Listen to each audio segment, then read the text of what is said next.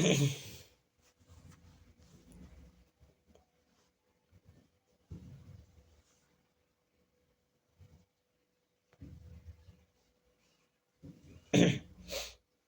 है, तो चलिए स्टार्ट करते हैं आज का वीडियो बिना किसी देरी के। आज मैं आपको आईएमपी क्वेश्चन बताने वाला हूँ। वैसे आईएमपी किसका, तो आईएमपी क्वेश्चन में आज हम देखेंगे वह चैप्टर जो गणित के साथ, व्यवसायिक गणित के साथ जुड़ा हुआ होता है। मतलब जो आप मैथ्स पढ़ते हैं उसके साथ जुड़ा है। व्यवसायिक नियमन रूपरेखा, जिसको आप बोलते हैं बिजनेस रेगुलेटरी फर्म, BRF। तो बिजनेस मैथमेटिक्स के साथ ये जुड़ा हुआ है।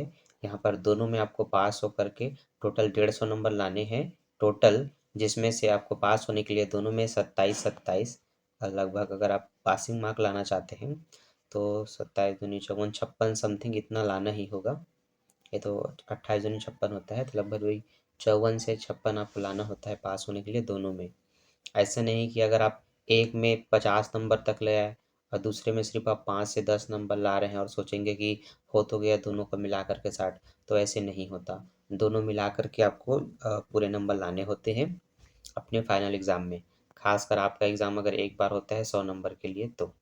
ठीक है, तो ये आपको याद रखना है। तो आज हम इम्पॉर्टेंट क्वेश्चन जानेंगे फाइनल एग्ज़ाम 2022-23 के लिए, जो आप एग्ज़ाम अभी दिन आने वाले हैं अप्रैल के महीनों में। वहाँ पर बिजनेस रेगुलेटरी फर्म BRF से क्या क्या क्वेश्चन आएगा। तो सबसे पहले जानते हैं यूनिट 1 में कितने क्वेश्चन हैं और क्या क्या आपके लिए इम्पोर्टेंट है। तो यूनिट 1 में 1 से लेकर के 10 क्वेश्चन है, और 1 से लेकर के 10 क्वेश्चन में किन्हीं 2 या तो 3 आपके लिए बहुत इम्पोर्टेंट हैं। तो मैं कम से कम 2 बताता हूँ, अधिक से अधिक 3 या 4 भी हो जाते हैं। ठीक है, लेकिन वह 2 क्वेश्चन इम्पोर्टेंट होता है जिसमें जिसको अच्छे से तैयारी करके आप अपने बोर्ड एग्ज़ाम में आराम से 5 क्वेश्चन में से कम 3 तो बना ही सकते हैं। अगर आपने कम पढ़ा है तो 3, और अगर अच्छे से पढ़ा है, एक एक्स्ट्रा पढ़ा है, तो आप 5 का 5 बना के आ सकते हैं। ठीक है, तो वो क्वेश्चन क्या-क्या हैं मैं आज आपको बताता हूँ। और हाँ, जब भी मैं कोई आईएमपी क्वेश्चन बताता हूँ तो बिलासपुर यूनिवर्सिटी आधार होता है, उनके आधार पर बताता हूँ। ठीक है, क्योंकि यहाँ पर मैं खुद पढ़ा हूँ और यहाँ से क्वेश्चन किस टाइप से आते हैं और किन किन क्वेश्चनों को दिया जाता है मुझे पूरा A to Z पता है, जिसके आधार पर मैं आपको बता सकता हूँ कि क्या है। गेसिंग पेपर भी आप इसको समझ सकते हैं। आपको रायपुर या बिलासपुर के अलावा अगर आप रायपुर से हैं, दुर्ग से हैं, या धमतरी ज़िले से हैं, या बस्तर ज़िले से हैं, तो आप देख सकते हैं कि आपके में क्या इम्पोर्टेंट आएगा। मैं कैसे किस तरह से बता रहा हूँ कि बिलासपुर में कौन से क्वेश्चन आते हैं, उसी आधार को, उसी को बेस मान करके आप अपना भी समझ सकते हैं। तो आप जिस भी यूनिवर्सिटी से दिलाएं, आपके पास एक अजय माला होना चाहिए, या आपकी यूनिवर्सिटी में जहाँ से क्वेश्चन पूछे जाते हैं उस प्रकाशन का आपके पास वो गाइड होनी चाहिए। ठीक है, तो मेरे पास है अजय माला। अब ये मत बोलना मैं अजय माला लेने को बोल रहा हूँ तो मैं कोई प्रचार कर रहा हूँ, नहीं, उसके पैसे से नहीं मिलना है मुझे। मैं बस इसलिए बता रहा हूँ क्योंकि हमने भी और हमारे बिलासपुर में लगभग 90% बच्चे, 90 से ज़्यादा परसेंट अधिक बच्चे उसी से पढ़ते हैं और अपने 1 महीने में तैयारी करके अच्छे से पास हो जाते हैं। ठीक है, तो स्टार्ट करते हैं वीडियो को। देखिए, सबसे पहले जो क्वेश्चन है, सभी अनुबंध ठहराव होते हैं किंतु सभी ठहराव अनुबंध नहीं होते। इस कथन की विवेचना कीजिए एवं अनुबंध के आवश्यक तत्वों को स्पष्ट कीजिए। ठीक है, इस क्वेश्चन को 2017-2022 में बिलासपुर यूनिवर्सिटी ने पूछा है। कब कब पूछा है, एक तो 2017 में पूछा है, एक तो 2022 में पूछा है। ठीक है, तो 17 के बाद 18, 19, 20, 21, 4 साल के गैप में पूछा है। तो ऐसे क्वेश्चन के चांस नेक्स्ट ईयर में आने के बहुत कम होते हैं क्योंकि काफ़ी लेट पूछा गया है, लेकिन आ भी सकता है। तो संभावना के चांस यहाँ पर कितने परसेंट है, तो संभावना के चांस यहाँ पर सिर्फ 10% है आने का। 90% संभावना है कि ये क्वेश्चन नहीं आएगा। तो फिर भी 10% की संभावना में अगर आप पढ़ना चाहते हैं तो इस क्वेश्चन को आप बिल्कुल पढ़ सकते हैं। ठीक है, अब सरगुजा ने भी इसको 2022 में पूछा था, साथ ही साथ और किसी ने नहीं। बस्तर ने 2020 में पूछा है, 21 में पंडित सुंदरलाल रविशंकर ने पूछा है, दुर्ग रेलवे ने 2021 में पूछा है। ठीक है, तो जिनके यूनिवर्सिटी में 2021 में पूछा है वो 2023 में भी जब आप एग्ज़ाम दिलाएंगे तो आप पढ़ सकते हैं। ठीक है, तो बिलासपुर को छोड़ करके मैं कहूँगा बाकी सभी यूनिवर्सिटी वाले बच्चे इस क्वेश्चन को पढ़ लें, क्वेश्चन नंबर 1 को। ठीक है, अगला क्वेश्चन, अगला है अनुबंध किसे कहते हैं? एक वैध अनुबंध के आवश्यक तत्वों को संक्षेप में समझाइए। ठीक है, अनुबंध किसे कहते हैं? एक वैध अनुबंध के आवश्यक तत्वों को समझाइए। इसको 2021 में बिलासपुर ने पूछा है और 2020 में भी पूछा है। तो कंटिन्यू अगर 2 साल तक बिलासपुर ने पूछा है तो तीसरे या चौथे साल इसको फिर से पूछ देता है। तो 20-21 में पूछा है और 22 में नहीं पूछा है, तो इसके चांसेस हैं 2023 में आने के। तो बिलासपुर यूनिवर्सिटी वाले जो बच्चे अभी इस वीडियो को देख रहे हैं वो क्वेश्चन नंबर 2 को IMP टिक लगा सकते हैं, स्टार मार्क कर सकते हैं कि इनको आपको फाइनल एग्जाम के लिए पढ़ना ही है। अब आते हैं बाकी बच्चों के पास कि आपके लिए इम्पोर्टेंट है कि नहीं। तो देखिए, रायपुर ने 18 में पूछा है, बस्तर ने 21 में पूछा है, सरगुजा ने भी 21 में पूछा है। और अब चूंकि रायपुर ने काफ़ी पहले पूछा है और लगभग 3-4 साल के गैप में दोबारा क्वेश्चन रिपीट होते ही हैं, तो रायपुर यूनिवर्सिटी वाले इसको पढ़ के रख लें। रही बात बस्तर और अन्य जगह की, तो वहाँ पर मैं तो कहूँगा कि 10% चांस में आप पढ़ सकते हैं। ठीक है, कितने परसेंट? 10% चांस में आप पढ़ सकते हैं। मतलब कुल मिला समझ लीजिए बहुत इंपॉर्टेंट नहीं है आप सभी के लिए, है ना। बिलासपुर रायपुर को छोड़ करके ये दोनों पढ़ सकते हैं इनको। ठीक है, आगे रायपुर यूनिवर्सिटी के लिए क्वेश्चन नंबर 5 इम्पॉर्टेंट हो जाता है क्योंकि अभी तक रायपुर ने इसको टच नहीं किया है और जिस क्वेश्चन को रायपुर ने टच नहीं किया है उस क्वेश्चन को वो ज़रूर एक बार पूछता है। हर साल वो एक ऐसे क्वेश्चन उठाते हैं जिसको कभी नहीं पूछा गया हो। तो जिस जिस क्वेश्चन में आप देख रहे हैं रायपुर यूनिवर्सिटी का कोई जिक्र ही नहीं है कि इसको कभी नहीं पूछा, उनको आप पढ़ के रखिए। तो ये पूरे 90% आपके चांस वाले क्वेश्चन है, तो इनको तो आपको छोड़ना नहीं है, पढ़ना है रायपुर यूनिवर्सिटी वाले। ठीक है, आगे बढ़ते हैं।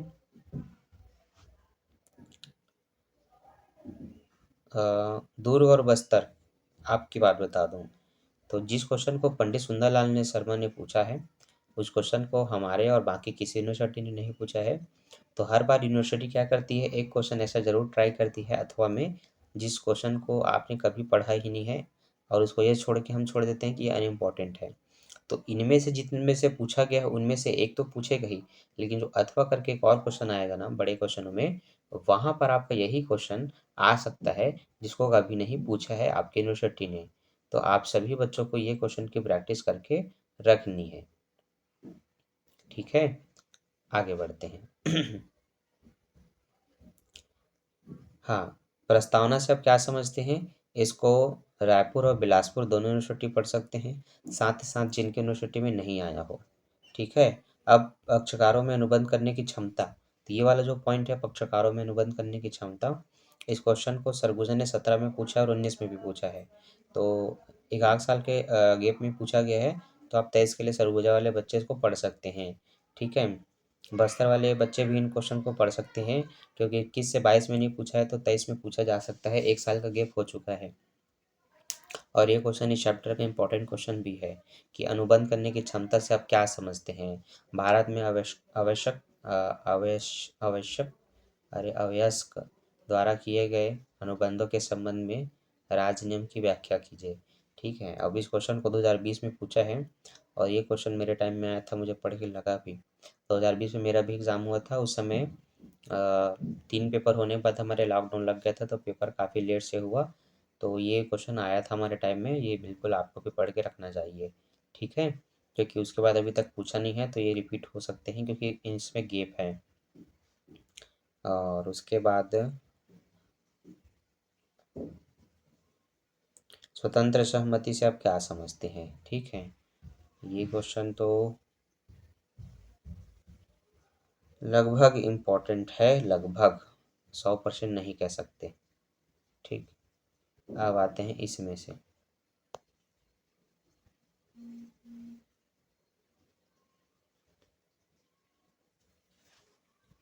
यहाँ पर क्या इम्पोर्टेंट है, तो यहाँ पर हमारे पास प्रतिफल के अभाव में समस्त ठहराव व्यर्थ होते हैं, ये क्वेश्चन इम्पोर्टेंट है और ऐसे इम्पोर्टेंट क्वेश्चन को रायपुर ने देखिए 2 बार पूछा है, 18 और 22 में। ठीक है, अब 23 का तो मैं नहीं कह सकता क्योंकि एकदम से वो रिपीट नहीं करते, पर बिलासपुर वाले बच्चे इसको पढ़ सकते हैं। ठीक है, और बाकी यूनिवर्सिटी आप सभी ध्यान दें, यहाँ पर इस क्वेश्चन को नहीं टच किया गया है। तो ये फिर बस्तर हो, चाहे दुर्ग हो, चाहे धमतरी हो, चाहे सरगुजा जिले का हो, जो भी जिले के बच्चे देख रहे हैं वो इनको पढ़ लें, क्योंकि ऐसा नहीं है कि ये अनइम्पोर्टेंट है तो इसको छोड़ा जाएगा। अभी तक यूनिवर्सिटी ने नहीं पूछा क्योंकि उनकी भी ध्यान यहाँ तक नहीं गई थी। और आगे अगर हम बढ़ते हैं, बाकी के इन क्वेश्चनों से अगर आगे बढ़ते हैं, तो ये यहाँ पर ये क्वेश्चन इम्पोर्टेंट है। अब सभी के लिए वह 3 क्वेश्चन बताया जाए जो बहुत इम्पोर्टेंट है। तो वो 3 क्वेश्चन सबसे पहले बिलासपुर यूनिवर्सिटी वाले बच्चों को बता देता हूँ कि वह 3 क्वेश्चन जो आपके लिए बहुत इम्पोर्टेंट है, वह है क्वेश्चन नंबर 6, अनुबंध करने की क्षमता। ठीक है, अनुबंध किसे कहते हैं, और ये वाला प्रतिफल के अभाव में समझ व्यवहार। ये 3 क्वेश्चन बिलासपुर यूनिवर्सिटी के लिए बहुत महत्वपूर्ण है। ठीक है, बाकी मैंने रायपुर के बारे में बता दिया। ऐसे क्वेश्चन जिसको नहीं टच किया गया है उनको एक बार ज़रूर पढ़िए, या जिनको 17 या 18 बस में पूछा गया हो उन क्वेश्चन को आपको पढ़िए, वो आपके लिए बहुत इंपॉर्टेंट है। ठीक है, तो ये हुआ आपके कुछ आईएमपी क्वेश्चंस। अब आगे बढ़ते हैं क्वेश्चन नंबर यूनिट 2 में, जहाँ पर अब अगले क्वेश्चन देखेंगे।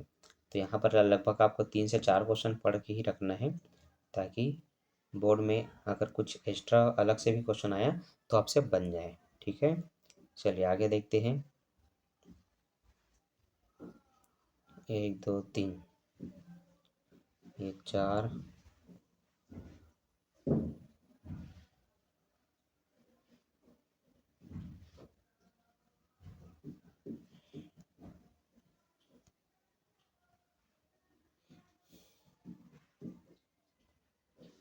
ये 5। ठीक, तो अब इन पर डिस्कस करते हैं, बाकी को फिर देखेंगे। तो देखिए, यहाँ पर जो आपका क्वेश्चन है वो अनुबंध का निष्पादन है। तो अनुबंध का विपणन कितने तरीके से किया जा सकता है, स्पष्ट कीजिए, एवं वैकल्पिक चयन वचन क्या है, समझाइए। ठीक है, तो इस क्वेश्चन को अभी तक तो किसी यूनिवर्सिटी ने नहीं पूछा है, तो इसको हम आईएमपी नहीं कह सकते हैं। पर जिन यूनिवर्सिटी में हर साल अलग अलग क्वेश्चन पूछे जाते हैं, वो यूनिवर्सिटी के बच्चे इसको एक बार देख के रखें। ठीक है, आगे बढ़ते हैं। 11वां के बाद 13वें नंबर, 11 12 के बाद अब 13वें नंबर के क्वेश्चन में, वहाँ पर देखते हैं क्या इंपॉर्टेंट हो सकता है आपके लिए। तो क्वेश्चन नंबर 13 को बिलासपुर ने 2018 में पूछा है, और बस्तर ने 19 में पूछा, रविशंकर ने 22 में लेटेस्ट में पूछ लिया है, दुर्ग ने 20 में भी पूछा है, बस्तर ने 21 में, सरगुजा ने 21 में। तो ये दोनों यूनिवर्सिटी बस्तर और सरगुजा एक साथ इस क्वेश्चन को एक ही टाइम पे रिपीट कर रहे हैं, मतलब पूछ रहे हैं। ठीक है, और इसी क्वेश्चन को नीचे अथवा में जो दिया है उसको सरगुजा ने 18 में पूछा था। तो जिन जिन यूनिवर्सिटी ने सन 2018 में पूछा है और 19 में भी पूछा हो, ये यूनिवर्सिटी के बच्चे इस क्वेश्चन को पढ़ के रखें। तो समझ गए ना किनको किनको पढ़ना है, यहाँ पर लिखा हुआ है बिलासपुर, सरगुजा, बस्तर, तीनों बच्चे तीनों यूनिवर्सिटी के बच्चे इसको पढ़ लें। ठीक है, आगे बढ़ते हैं।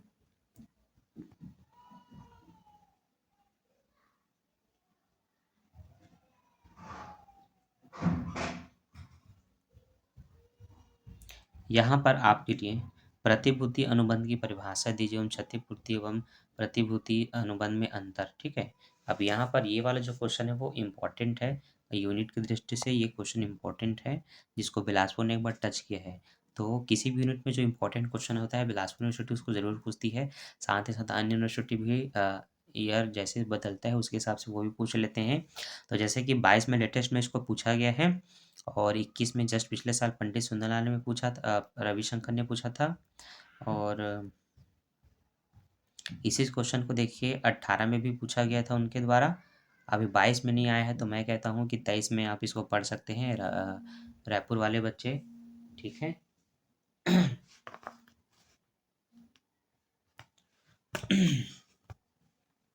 और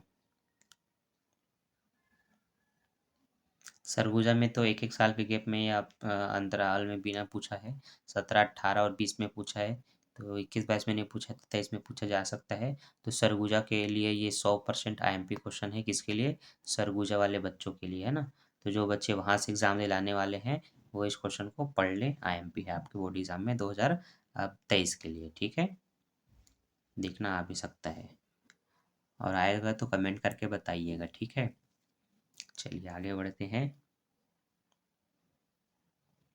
हम्म, तो बिलासपुर यूनिवर्सिटी वाले बच्चे इसको पढ़ सकते हैं, ठीक है। अब देखते हैं अगले हमारे इम्पोर्टेंट क्वेश्चन क्या है।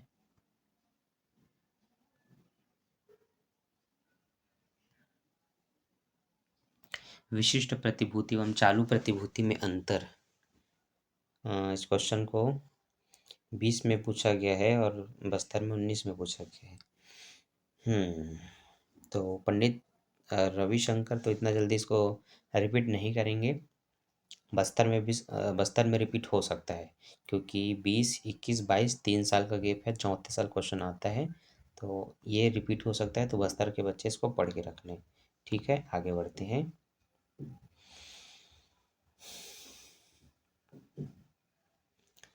निक्षेप क्या है, इसको बिलासपुर ने तो पूछा ही है। तो अगली बार 2023 में फिर से इसको, मतलब जो इस साल एग्ज़ाम है उसमें फिर से इसको पूछा जा सकता है। तो बिलासपुर वाले बच्चे इसको पढ़ के रखें, छोड़े नहीं। और पंडित सुंदरलाल ने, ये मुझे पहला एक क्वेश्चन दिख रहा है जिसको पूछा है लगातार। 17 में भी पूछा है, 19 में भी पूछा है, 22 में भी पूछा है, ठीक है। तो 23 में तो अब मैं नहीं कह सकता, पर 24 में इसके आने के चांस है इस क्वेश्चन के, ठीक है। तो जो बच्चे 2024 के लिए देख रहे हैं वो समझ जाओ, ये आपके लिए इम्पोर्टेंट है। 23 में आ गया तो फिर मत पढ़ना, ठीक है। आगे बढ़ते हैं। गिरवी एवं निक्षेप में अंतर। गिरवी और निक्षेप में अंतर, तो इसको पंडित रविशंकर वाले बच्चे पढ़ सकते हैं। बिलासपुर के बच्चे के लिए भी तो ये मोस्ट इम्पॉर्टेंट है। ये क्वेश्चन 100% इम्पॉर्टेंट है बिलासपुर यूनिवर्सिटी के लिए। तो जो बच्चे उस यूनिवर्सिटी से हैं वो इसको देखें, ठीक है। और कोई भी स्किप करके मत देखना, क्योंकि कहीं पर कोई किसी का इम्पोर्टेंट है, कहीं पर नहीं है, और सब मैं धीरे धीरे ही बता रहा हूँ। ठीक। हाँ, इस क्वेश्चन को रायपुर यूनिवर्सिटी पूछ सकती है अथवा के रूप में। एजेंसी की परिभाषा एवं एजेंडा को समझाइए करके, ठीक है। और बिलासपुर ने तो 17 के बाद 21 में पूछा ही है इसको, ठीक। यहाँ तक तो ठीक है। आगे बढ़ते हैं, कुछ और क्वेश्चन देखते हैं।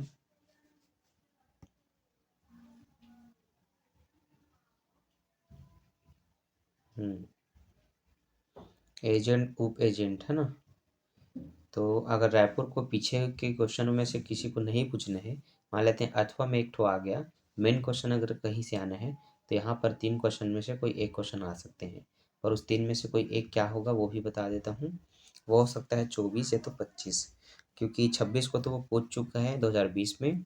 25 और 24 बचे हुए हैं। तो उप एजेंट या नियोक्ता की ओर से किए गए व्यवहारों के लिए एजेंट व्यक्तिगत रूप से कब वाद प्रस्तुत करता है। 25 को आप पढ़ सकते हैं, ये मेरे ख्याल से इम्पोर्टेंट है, ठीक है। बाकी सरगुजा वाले बच्चे तो उप एजेंट को पढ़ेंगे ही, क्योंकि 17 और 19 में आया है। 22 में आना था, नहीं आया तो 23 में आ सकता है, ठीक है। यहाँ तक के क्वेश्चन अब सभी को पता चल गए क्या क्या किन किन के लिए इम्पोर्टेंट है। इन क्वेश्चनों को पढ़िएगा, ठीक है। यूनिट 3 में अब आ चुके हैं हम। तो यूनिट 3 में क्या इम्पोर्टेंट है वो देखते हैं, ठीक है। यूनिट 3 में विक्रय अनुबंध क्या है? विक्रय अनुबंध के लक्षणों का वर्णन कीजिए। विक्रय अनुबंध में जितने भी क्वेश्चन हैं उसमें से ये क्वेश्चन एग्जाम में पूछे जाते हैं। अलग यूनिवर्सिटी में अलग अलग शब्दों का प्रयोग करके इस क्वेश्चन को पूछा जाता है।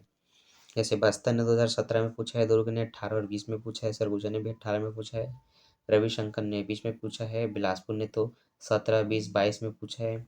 मैं तो कहता हूँ 23 में भी इसी को पूछ सकता है। इसी को ना पूछेगा, लेकिन अथवा में इतने सारे जो इसी के क्वेश्चन लिखे हैं उनमें से किसी एक को पूछा, वो पूछ सकते हैं, या पूछा जा सकता है, ठीक है। तो आप सभी बच्चे पढ़ करके रखें, सभी यूनिवर्सिटी वाले, भले ये लेटेस्ट में आ चुका हो, क्योंकि ये इंपॉर्टेंट क्वेश्चन है, ठीक है। आगे शर्त एवं आश्वासन में अंतर। ठीक। शर्त एवं आश्वासन में अंतर। तो इस क्वेश्चन को रायपुर ने भी लगातार रिपीट किया है। देखिए पहले 18 में पूछा था, फिर 19 में भी पूछ दिया। इसी क्वेश्चन को जो अथवा अथवा करके दिया उसमें से दूसरे को। तो रायपुर वाले बच्चे के लिए भी इम्पोर्टेंट है, बिलासपुर वाले बच्चों के लिए भी इम्पोर्टेंट है, दुर्ग बस्तर जितने भी बच्चे देख रहे हैं ये आपके लिए इम्पोर्टेंट क्वेश्चन है। यहाँ से ये क्वेश्चन उठेगा, ये जरूर उठेगा, इसको आप पढ़ लेंगे, ठीक है, छोड़ेंगे नहीं। तो आगे बढ़ते हैं नेक्स्ट क्वेश्चन की ओर।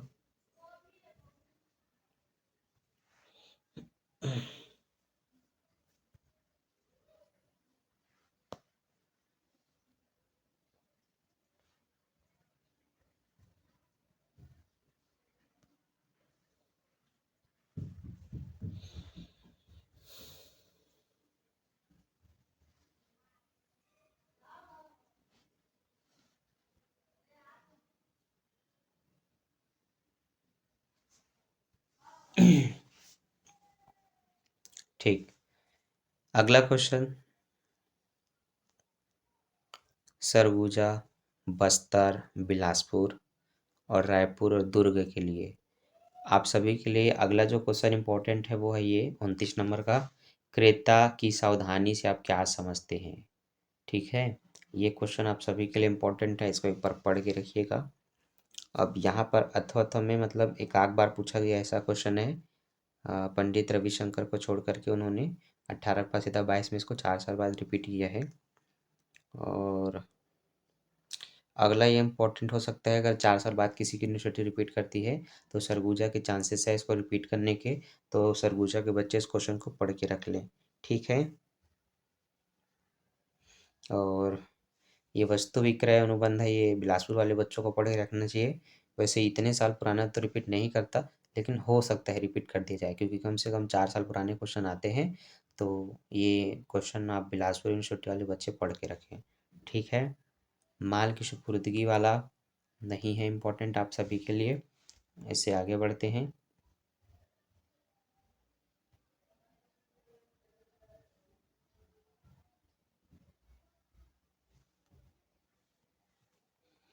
यहाँ पर आप सभी के लिए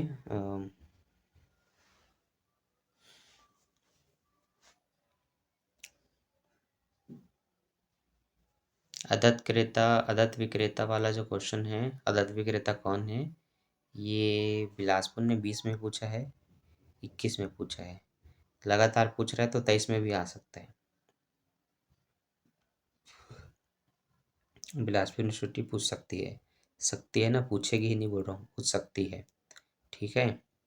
बाकी किसको पूछेगी ही बोलोगे तो एक किराया क्रय ठहराव इनको पूछ सकता है, ठीक है। मतलब इसके चांसेस है पूरा पूरा पूछने का। लेकिन यहाँ पर ये भी फुल फुल इम्पोर्टेंट है ना, तो इनको पढ़ना। 3 बार इसको पूछ चुका है, 17 में, 20 में, 21 में, 22 में नहीं आया तो 23 में आ सकता है, ठीक है। बिलासपुर वाले बच्चे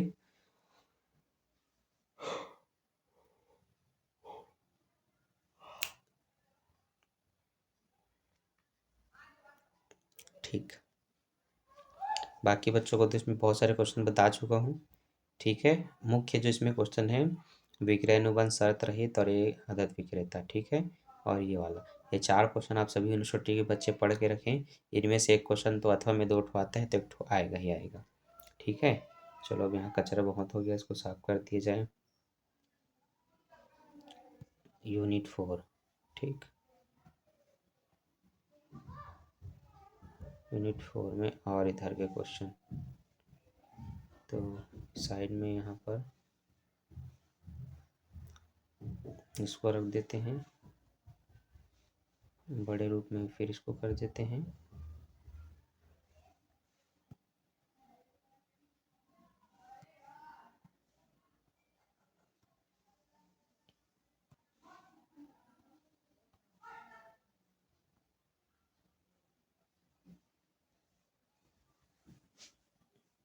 हाय।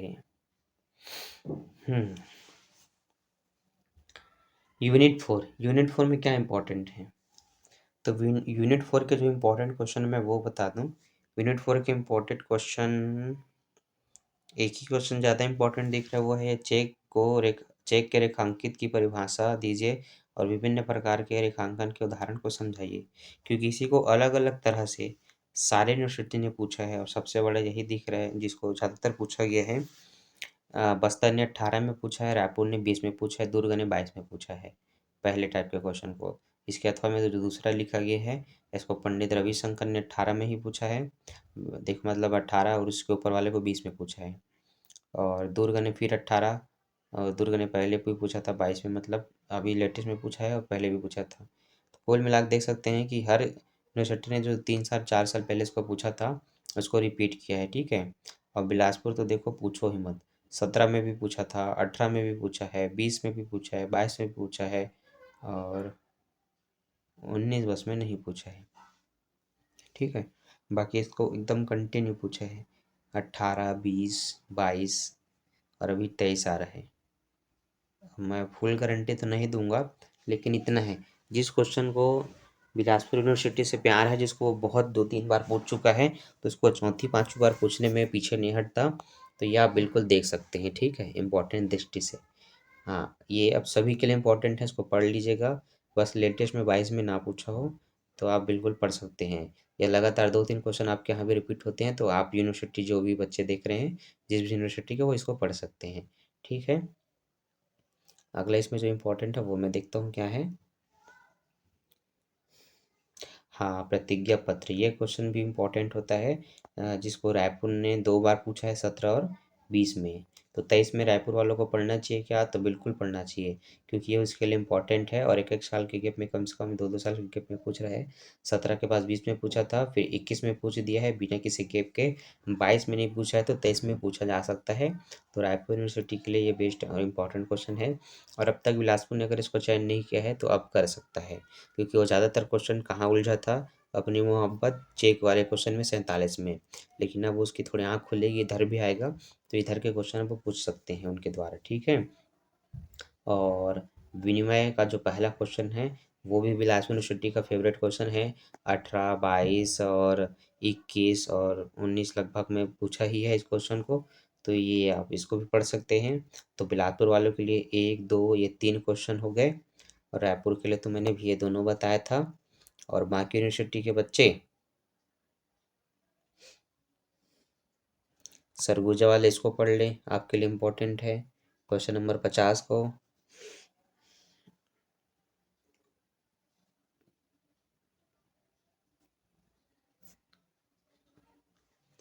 दुर्ग के बच्चे, बस्तर के लिए ये वाला इम्पोर्टेंट है।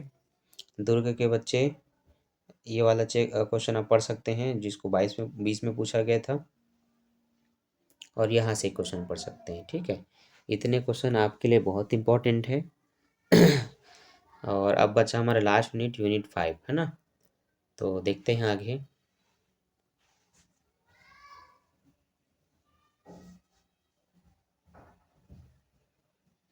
इसमें और देख रहा हूँ, इम्पोर्टेंट तो बस इतना ही लग रहा है, ठीक है, इतने क्वेश्चन काफ़ी हैं। बाकी एग्ज़ाम टाइम में देखते हैं, जिस पैटर्न से वो क्वेश्चन पूछेगा उसके पैटर्न से एक बार और आपको अपडेट कर दिया जाएगा, ठीक है।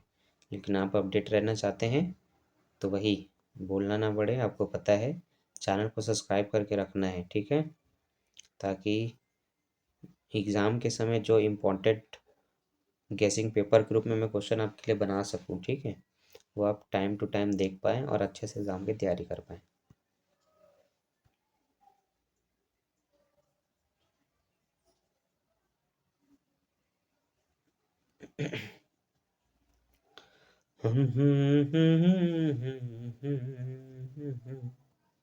अरे भाई, बॉलीवुड का गाना गाना मतलब कॉपीराइट आना है। अच्छा, वो मेरे को याद आ गया, एक लाइव वीडियो में मेरे बॉक्स में गाना चला रहा था और आपसे बात कर रहा था, 1 घंटे का है वो वीडियो, कॉपीराइट आ गया और उसमें बॉलीवुड का गाना चल रहा था। तो मतलब पड़ोसी का भी अगर गाने का आवाज़ आ गया तो कॉपीराइट आ जाएगा, क्या ही करें भाई। ठीक, तो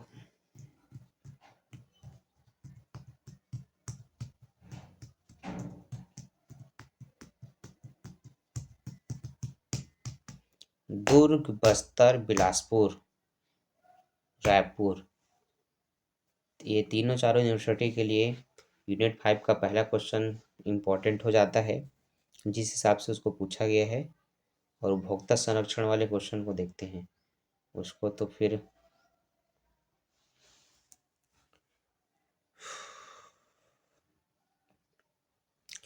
बस्तर यूनिवर्सिटी को लगता है फेवरेट क्वेश्चन है। उपभोक्ता संरक्षण को पढ़ लीजिएगा आप लोग, ठीक है। पंडित रविशंकर और बस्तर दोनों के लिए ये 53 नंबर का क्वेश्चन इम्पोर्टेंट है। और उपभोक्ता कौन है, ये बिलासपुर यूनिवर्सिटी के लिए इम्पोर्टेंट है। और बस्तर वाले भी इसको पढ़ सकते हैं। बस्तर वालों के लिए अगला इम्पोर्टेंट ये उपभोक्ता संरक्षण अधिनियम भी है। रायपुर भी इसको पूछ सकती है, ठीक है, कंफर्म नहीं है। और बिलासपुर ने तो 21-22 में इसको बहुत पूछा है, ठीक है।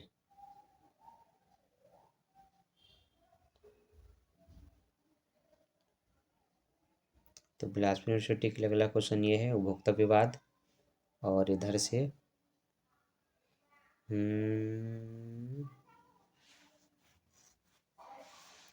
इन क्वेश्चनों को किसी यूनिवर्सिटी ने नहीं टच किया है। पता नहीं क्या बीमारी है इनको, क्या छुताई है इन क्वेश्चन में, इनको अभी तक नहीं पूछा है। तो मैं तो नहीं कहूँगा कि आप भी इसको पढ़ो, लेकिन यहाँ से यहाँ तक के जो क्वेश्चन है 5-10, उसमें से जो मैं 2-3-4 बता रहा हूँ, उसको अगर पढ़ लेते हो ना तो आपका इसमें से एक भी क्वेश्चन नहीं छूटेगा। क्या क्या पढ़ लेना है चलो सुन लो सभी यूनिवर्सिटी वाले। इसमें ना क्वेश्चन नंबर पहला दूसरा पढ़ लो, ठीक है। और बिलासपुर ने जिस टाइप से पूछा है और बाह्य यूनिवर्सिटी के हिसाब से 60 और 57 नंबर के क्वेश्चन, ठीक है। अब इन क्वेश्चनों को भी पूछा गया यूनिवर्सिटी के द्वारा, लेकिन देख लेना 4 साल का अंतराल होगा तो इनमें से भी क्वेश्चन पढ़ लेना। लेकिन वह 3 क्वेश्चन तो वो 3 क्वेश्चन मैंने इस तरह से आपको बता दिया, ठीक है। तो इस तरह से हमारा समाप्त होता है आईएमपी क्वेश्चन का, बिजनेस रेगुलेटरी फर्म का ये वीडियो। यहाँ पर हमने जितना इम्पोर्टेंट था वो हमने भी बता दिया, ठीक है। अब आज के लिए बस इतना ही। वीडियो कितने मिनट का बन गया? 33 मिनट का, ठीक है। तो आज के लिए बस इतना ही, बाकी मिलते हैं कल एक और नए वीडियो के साथ, जहाँ पर आपको ये पता चलेगा कि अगला कौन सा विषय है जिसके एमपी क्वेश्चन आप अभी से पढ़ करके अपने फाइनल एग्जाम में 75 नंबर की तैयारी कर सकते हैं, ठीक है। तो all the very best, keep practising reading and writing. Bye bye. Video अच्छा लगा तो don't forget like, subscribe and share. Bye bye.